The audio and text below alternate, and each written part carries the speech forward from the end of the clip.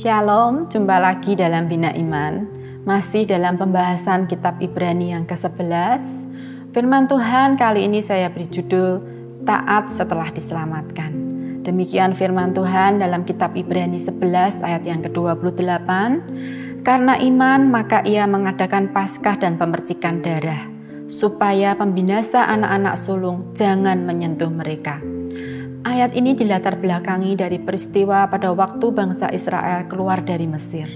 Waktu itu, Musa Tuhan pakai untuk membawa bangsa Israel keluar dari Mesir, tetapi dihalangi oleh Firaun. Sehingga Tuhan memberikan 10 tulah.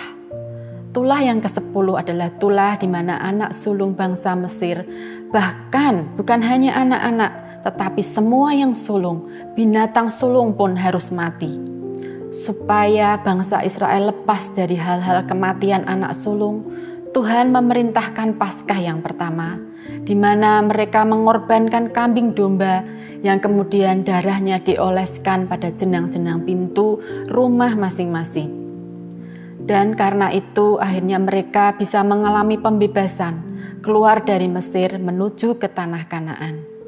Nah, sekarang bagi kita sebagai orang-orang Kristen di akhir zaman, kita tidak perlu lagi untuk mendapatkan keselamatan, perlindungan yang dari Tuhan dengan cara memotong kambing domba.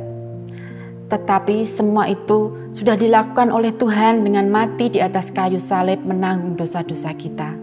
Sehingga yang perlu kita lakukan sekarang sebagai bentuk bahwa kita beriman kepada Tuhan Yesus yang mati di kayu salib, sehingga kita diselamatkan, kita harus taat kepada firman Tuhan.